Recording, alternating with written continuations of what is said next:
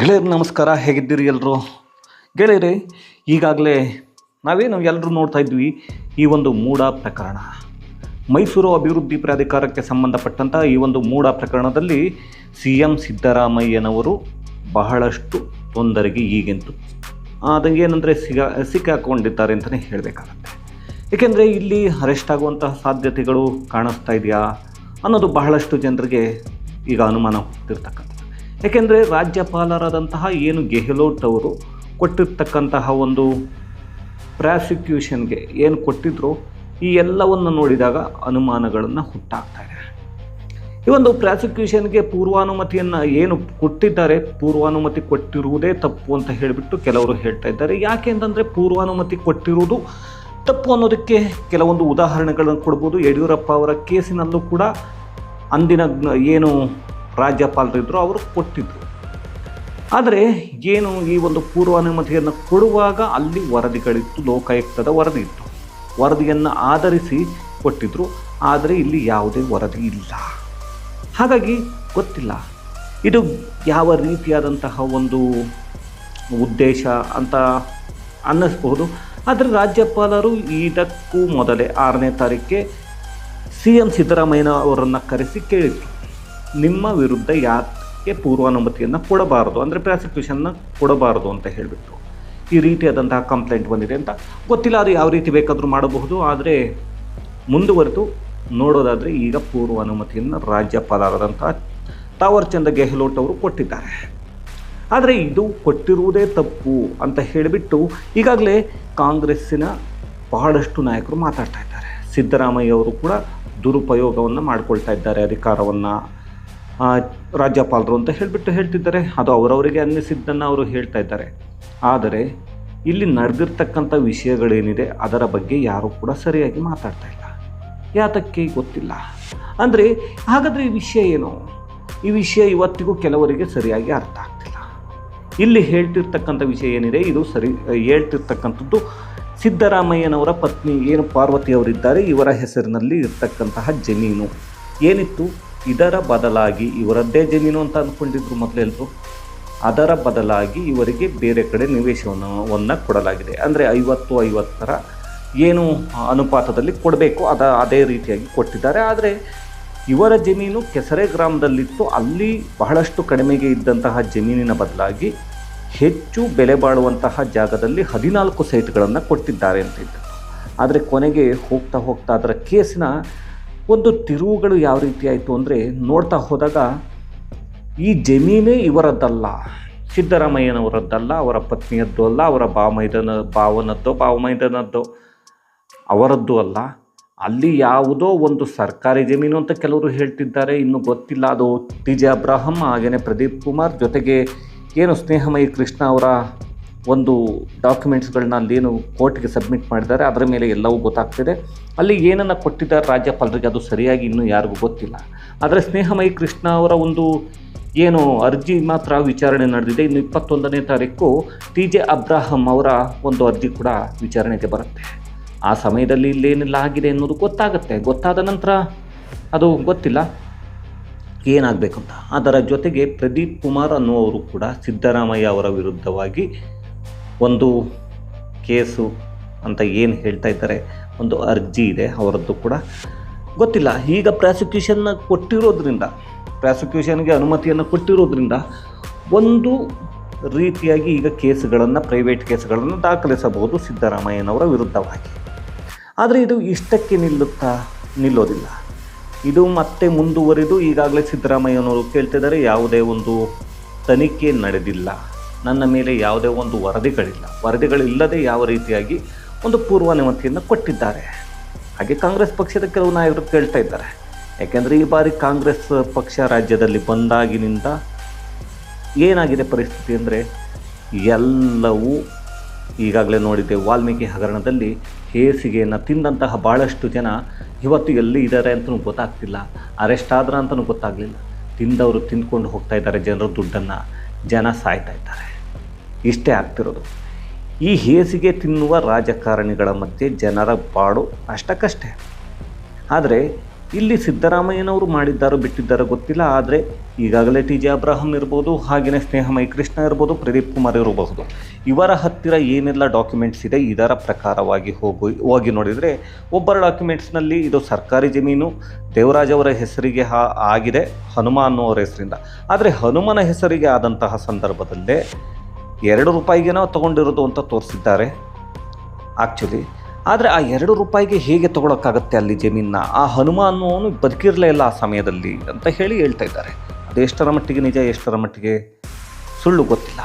ಏಕೆಂದರೆ ಎಲ್ಲದರ ಮಧ್ಯೆ ಕ್ಲೀನ್ ರಾಜಕಾರಣಿ ಅಂತ ಹೇಳಿಕೊಂಡಿದ್ದಂತಹ ಸಿದ್ದರಾಮಯ್ಯನವರು ಈಗ ಕೊನೆಗೂ ಯಾವುದೋ ಈ ಒಂದು ಏನು ಮೂಡ ಕೇಸ್ನಲ್ಲಿ ಸಿಕ್ಕಿ ಹಾಕ್ಕೊಂಡಿದ್ದಾರೆ. ಕೊನೆಗೆ ಗೊತ್ತಿಲ್ಲ.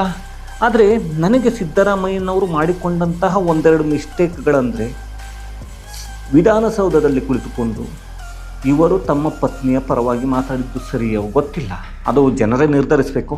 ಏಕೆಂದರೆ ಕೆಲವೊಮ್ಮೆ ಅವರವರೇ ಮಾಡಿಕೊಳ್ಳುವ ಎಡವಟ್ಟುಗಳಿಂದ ಅವರು ಅನುಮಾನವನ್ನು ಹುಟ್ಟಿಸಿಕೊಳ್ತಾ ಹೋಗ್ತಾರೆ ಅವ್ರ ಮೇಲೆ. ಇಲ್ಲೇ ಆಗಿದ್ದು ಕೂಡ ಅದೇ.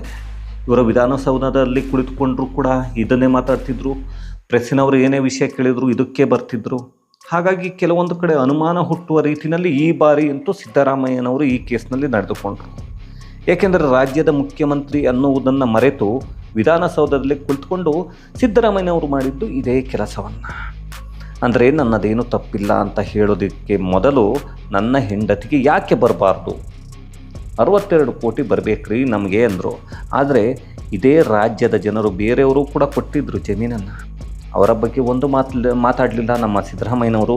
ಆದರೆ ಇಷ್ಟು ದಿನ ಯಾವುದೇ ಕಪ್ಪು ಚುಕ್ಕೆ ಇಲ್ಲದಂತಿದ್ದಂತಹ ಸಿದ್ದರಾಮಯ್ಯನವರ ಪರಿಸ್ಥಿತಿ ಕೊನೆಗೆ ಅಧೋಗತಿಗೆ ಬರುವ ರೀತಿಯಲ್ಲಿ ಕಾಣ್ತಾ ಇದೆ. ಏಕೆಂದರೆ ಸ್ನೇಹಮಯಿ ಕೃಷ್ಣ ಅವರ ಏನು ಒಂದು ಅರ್ಜಿ ಇತ್ತು, ಆ ಅರ್ಜಿ ವಿಚಾರಣೆ ನಡೆದಂಥ ಸಂದರ್ಭದಲ್ಲಿ ಏನು ಜನಪ್ರತಿನಿಧಿಗಳ ಕೋರ್ಟ್ ಅಲ್ಲಿ ಒಂದು ವಾದ ನಡೆದಿದ್ದನ್ನು ನೋಡಿದರೆ ಸ್ನೇಹಮಯಿ ಕೃಷ್ಣ ಅವರ ಪರವಾಗಿಯೇ ತೀರ್ಪು ಬರುವಂತಿದೆ. ಇನ್ನು ಟಿ ಜೆ ಅಬ್ರಾಹಂ ಅವರ ಒಂದು ಅರ್ಜಿ ಕೂಡ ವಿಚಾರಣೆ ಆಗಬೇಕು. ಅದು ನಡೆದ ನಂತರವಷ್ಟೇ ತನಿಖೆಯನ್ನು ನಡೆಸಬೇಕು ಬೇಡವ ಅಂತ ಹೇಳ್ಬಿಟ್ಟು ಕೋರ್ಟ್ ಹೇಳುತ್ತೆ. ಅಲ್ಲಿ ಹೇಳಿದರೂ ಕೂಡ ಮುಂದಿನ ಒಂದು ವಿಚಾರಣೆ ಮತ್ತೆ ಹೈಕೋರ್ಟ್ಗೆ ಹೋಗ್ತಾರೆ ಸಿದ್ದರಾಮಯ್ಯನವರು. ಅದರ ಜೊತೆಗೆ ಸುಪ್ರೀಂ ಕೋರ್ಟ್ವರೆಗೂ ಹೋಗುವಂಥ ಒಂದು ಸಾಧ್ಯತೆಗಳಿದೆ. ಇದೆಲ್ಲವನ್ನು ನಾವು ಗಮನ ಇಟ್ಟು ನೋಡಬೇಕಾಗತ್ತೆ ಒಂದು ಸರಿ. ಇಲ್ಲಿ ತಾವರ್ಚಂದ್ ಗೆಹ್ಲೋಟ್ ಅವರ ತಪ್ಪಿದೆಯಾ ಗೊತ್ತಿಲ್ಲ. ಅದನ್ನು ಹೈಕೋರ್ಟ್ ಡಿಸೈಡ್ ಮಾಡುತ್ತೆ ಕೊನೆಗೆ. ಹೈಕೋರ್ಟೋ ಇಲ್ಲ ಅಂತಂದರೆ 21ನೇ ತಾರೀಕು ಟಿ ಜೆ ಅಬ್ರಾಹಂ ಅವರ ಒಂದು ಕೇಸ್ ಏನಿದೆ, ಈ ಕೇಸಿಗೆ ಸಂಬಂಧಪಟ್ಟ ಹಾಗೆ ಬಹಳಷ್ಟು ವಾದ ವಿವಾದಗಳು ನಡೆಯುತ್ತೆ. ನಡೆದ ನಂತರ ಅಲ್ಲಿ ಏನು ತನಿಖೆ ನಡಿಬೇಕೋ CM ಮೇಲೆ ಬೇಡ ಅನ್ನೋದು. ಏಕೆಂದರೆ ಈಗಾಗಲೇ ನಾವು ನೋಡಿದ್ವಿ, ದೆಹಲಿಯ ಮುಖ್ಯಮಂತ್ರಿ ಅರವಿಂದ್ ಕೇಜ್ರಿವಾಲ್ ಅವರ ಮೇಲೆ ಕೇಸ್ ಆದ ಮೇಲೆ ಅವರು ನಾನು ಜೈಲಿನಲ್ಲೇ ಕುಳಿತುಕೊಂಡು ಏನು ಆಡಳಿತವನ್ನು ನಡೆಸ್ತೇನೆ ಅಂತ ಹೇಳಿರುವಂಥದ್ದು. ಇಲ್ಲಿ ಈಗ ಕೆಲವರು ಹೇಳ್ತಿರ್ತಕ್ಕಂಥದ್ದು ಕೂಡ ಅದೇ ವಿಷಯವನ್ನು.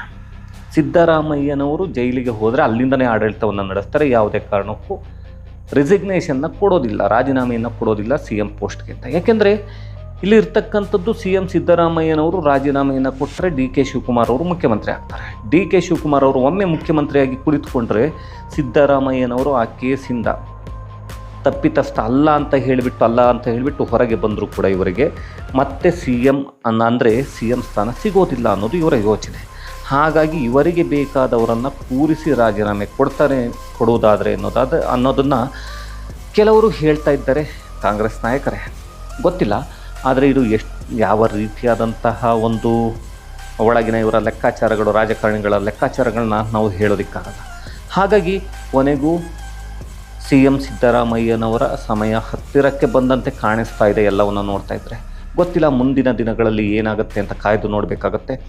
ಈ ಎಲ್ಲ ವಿಷಯಗಳು ಈಗ ಸಿದ್ದರಾಮಯ್ಯನವರಿಗೆ ಒಂದು ರೀತಿಯಾಗಿ ತಳಮಳ ಉಂಟು ಮಾಡ್ತಾ ಇದೆ. ಆದರೆ ಇನ್ನೊಂದು ಕಡೆ ಕೆಲವರು ಹೇಳುತ್ತಿರುವ ಪ್ರಕಾರ DK ಶಿವಕುಮಾರ್ ಅವರೇ ಈ ಒಂದು ಸ್ಕ್ಯಾಮ್ ಹೊರಗಡೆ ಬರುವ ರೀತಿ ಮಾಡಿದರು.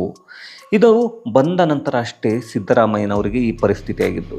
ಸಿದ್ದರಾಮಯ್ಯನವರು ಕುಳಿತುಕೊಂಡ ಕಡೆ ಎಲ್ಲ ಇದನ್ನೇ ಮಾತಾಡ್ತಾರೆ. DK ಶಿವಕುಮಾರ್ ಹಾಗೆ ಸಿದ್ದರಾಮಯ್ಯ ತಬ್ಬಿಕೊಂಡಿರ್ಬೋದು ಸ್ಟೇಜ್ಗಳಲ್ಲಿ. ಆದರೆ ಕೈ ಹಿಡಿದುಕೊಂಡು ಒಟ್ಟಿಗೆ ಎಲ್ಲವನ್ನು ಪ್ರೆಸ್ ಮೀಟ್ ಎಲ್ಲ ಮಾಡಿರ್ಬೋದು. ಆದರೆ ಒಳಗೆ DK ಶಿವಕುಮಾರ್ ಅವರಿಗೆ ನನಗೆ ಈ ಸಿದ್ದರಾಮಯ್ಯ ಬಿಟ್ಟು ಕೊಡೋದಿಲ್ಲ, ಮುಖ್ಯಮಂತ್ರಿ ಸ್ಥಾನವನ್ನು ಅನ್ನೋದು ಒಳಗೆ ಇದ್ದೇ ಇದೆ ಅಂತ ಹೇಳ್ತಾ ಇದ್ದಾರೆ. ಗೊತ್ತಿಲ್ಲ. ಹಾಗಾಗಿ ಈ DK ಶಿವಕುಮಾರ್ ಅವರೇ ಮಾಡಿಸಿದ್ದಾರೆ ಅಂತ ಕೂಡ ಹೇಳ್ತಿದ್ದಾರೆ. ಅದು ಎಷ್ಟು ನಿಜವೋ ಎಷ್ಟು ಸುಳ್ಳು ಅದು ಅವರವರಿಗೆ ಗೊತ್ತಿರುತ್ತೆ. ಆದರೆ ಇಲ್ಲಿ ನಾವು ನೋಡುತ್ತಿರುವುದು ಕಾನೂನು ಏನು ಹೇಳುತ್ತೆ, ಕೋರ್ಟ್ನಲ್ಲಿ ಏನು ಸೋಮವಾರ ಡಿಸೈಡ್ ಆಗುತ್ತೆ, ನಿರ್ಧಾರ ಆಗುತ್ತೆ, ಅದರ ಮೇಲೆ CM ಸಿದ್ದರಾಮಯ್ಯನವರ ಭವಿಷ್ಯ ನಿಲ್ಲಬಹುದು. ಅಥವಾ ಕೆಲವರು ಹೇಳುವ ಹಾಗೆ, ಅಂದರೆ ಈ ಚೇತನ್ ಅಹಿಂಸಾ ಚಿತ್ರನಟ ಚೇತನ್ ಕೂಡ ಮೊನ್ನೆಯಷ್ಟೇ ಎಲ್ಲೋ ಹೇಳ್ತಿದ್ರು, ಸಿದ್ದರಾಮಯ್ಯನವರಿಗೆ ಅಧಿಕಾರದ ಹಪಹಪಿ ಇದೆ, ಹಾಗಾಗಿ ಅವರು ಅಧಿಕಾರವೇ ಅವರಿಗೆ ಇಂಪಾರ್ಟೆಂಟ್, ಅವರು ಯಾವುದೇ ಕಾರಣಕ್ಕೂ ಕೂಡ ಕೆಳಗೆ ಇಳಿಯುವ ಯೋಚನೆಯನ್ನು ಮಾಡೋದಿಲ್ಲ, ಬಿಟ್ಟು ಕೊಡುವ ಯೋಚನೆಯನ್ನು ಕೂಡ ಅಧಿಕಾರವನ್ನು ಬಿಟ್ಟುಕೊಡ್ತಾರೆ ಅನ್ನೋ ಯೋಚನೆಯನ್ನು ಮಾಡೋದಿಲ್ಲ, ನನಗಂತೂ ಆ ಯೋಚನೆ ಇಲ್ಲ ಅಂತ. ಸತ್ಯ ಇರಬಹುದು, ಗೊತ್ತಿಲ್ಲ, ಅದು ಮುಂದಿನ ದಿನಗಳಲ್ಲಿ ಗೊತ್ತಾಗುತ್ತೆ. ಹಾಗೆಯೇ ಇನ್ನು ಕಾಂಗ್ರೆಸ್ ಹೈಕಮಾಂಡ್ ಕೂಡ ನಾವು ನಿಮ್ಮ ಜೊತೆಗಿದ್ದೇವೆ, ಈ ಒಂದು ರಾಜಕಾರಣವನ್ನು ಮಾಡ್ತಾ ಇದ್ದಾರೆ ಕೇಂದ್ರ ಸರ್ಕಾರ. ತಾವರ್ಚಂದ್ ಗೆಹ್ಲೋಟ್ ಅವರನ್ನು ಇಟ್ಕೊಂಡು ರಾಜ್ಯಪಾಲರನ್ನು ಈ ಒಂದು ಇದೇನು ಹೊಸದಲ್ಲ ನಮಗೆ ಅನ್ನೋ ರೀತಿಯಲ್ಲಿ ಮಾತಾಡಿದ್ದಾರೆ. ಗೊತ್ತಿಲ್ಲ ಅದು ಯಾವ ರೀತಿಯಾಗಿ ಏನು ನಡೆಯುತ್ತೆ, ಕೋರ್ಟಲ್ಲಿ ಏನು ಡಿಸೈಡ್ ಆಗುತ್ತೆ, ಇದರ ಮೇಲೆ ಸಿದ್ದರಾಮಯ್ಯನವರ ಭವಿಷ್ಯ ಅಂತ ಹೇಳ್ತಿಲ್ಲ, ಅವರ ಎಷ್ಟರ ಮಟ್ಟಿಗೆ ಕುತ್ತಿಗೆಗೆ ಬರುತ್ತೆ ಗೊತ್ತಿಲ್ಲ. ಕೊನೆಗೆ ಏನಾದರೂ ಅರೆಸ್ಟ್ ಆಗ್ತಾರ, ಏನಾದರೂ ಈಗ ಕೇಜ್ರಿವಾಲ್ ಆದ ಹಾಗೆ ಹೋಗದೆ ಕೋರ್ಟ್ಗೆ, ಇಲ್ಲ ಸಮನ್ಸ್ಗೆ ಉತ್ತರವನ್ನು ಕೊಡದೆ, ಇದೆಲ್ಲವನ್ನು ಮಾಡಿ ತಪ್ಪಿಸ್ಕೊಂಡು ಓಡಾಡಿದರೆ ನಾಳೆ ದಿವಸ ಅರೆಸ್ಟ್ ಆಗಬಹುದು. ಅಂತಹ ಕೆಲಸವನ್ನು ಸಿದ್ದರಾಮಯ್ಯನವರು ಮಾಡಲ್ಲ ಅಂತ ನಾನು ಅಂದ್ಕೊಂಡಿದ್ದೇನೆ. ಹಾಗಾಗಿ ಏನು ಬೆಳವಣಿಗೆಗಳಾಗುತ್ತೋ ಗೊತ್ತಿಲ್ಲ, ಆ ಬೆಳವಣಿಗೆಗಳನ್ನ ನಿಮ್ಮ ಮುಂದೆ ಇಡ್ತಾ ಇರ್ತೀನಿ. ಅಲ್ಲಿವರೆಗೂ ಧನ್ಯವಾದಗಳು ಈ ಒಂದು ವಿಡಿಯೋವನ್ನು ನೋಡಿದ್ದಕ್ಕೆ. ಮತ್ತೆ ಮುಂದಿನ ವಿಡಿಯೋದಲ್ಲಿ ಮತ್ತೆ ಸಿಗೋಣ. ಅಲ್ಲಿವರೆಗೂ ಥ್ಯಾಂಕ್ ಯು ವೆರಿ ಮಚ್.